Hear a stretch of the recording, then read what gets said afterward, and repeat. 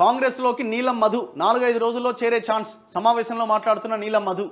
ఆయన పటాన్ చెరువు నియోజకవర్గం నుంచి మొన్న కాంగ్రెస్ టికెట్ ఇచ్చేసి మళ్ళీ దాన్ని క్యాన్సిల్ చేసింది. దాంతో ఆయన బహుజన్ సమాజ్ పార్టీ నుంచి పోటీ చేశారు.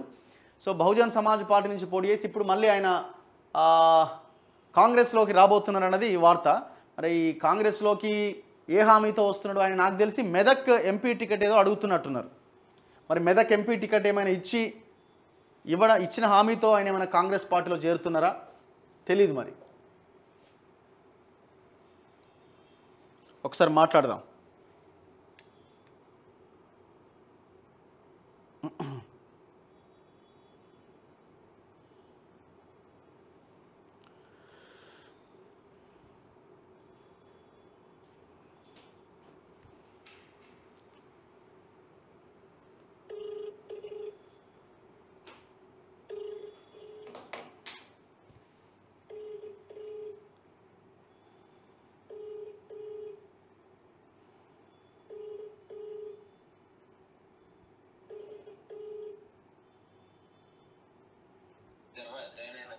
నమస్తే అన్న. నమస్తే అన్న మధు గారు. నమస్తే. నమస్తే రగనా. బాగున్నా. లైవ్లో ఉన్నారు మీరు. ఏం లేదు, వార్త వచ్చిందని మీకు ఫోన్ చేసిన. కాంగ్రెస్లోకి నీలం మధు అని క్వశ్చన్ మార్క్ కూడా లేదు. జాయిన్ అవుతున్నారా ఎట్లా?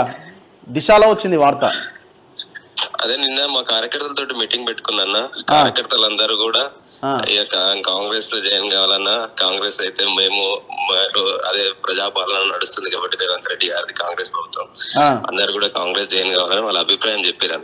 నేను కూడా అదే దానికే 1-2 days లో సానుకూలంగా జాయిన్ అయ్యారు. అంటే ఎట్లా మీరు మెదక్ ఎంపీ అడుగుతున్నారని అన్నారు. మరి మన టికెట్ హామీ వచ్చిందా? అన్కండిషనల్ అన్కండిషనల్ గా పార్టీకి పనిచేస్తాం. ఓకే. అంటే మీ టార్గెట్ ఇప్పుడు చట్టసభల్లో వెళ్ళాలి అన్న టార్గెట్ కదా. మీరు నా ఇంటర్వ్యూలో నాకు ఏదేమైనా ఏ పార్టీ అయినా పర్లేదని అసెంబ్లీలో కూర్చోవాలి.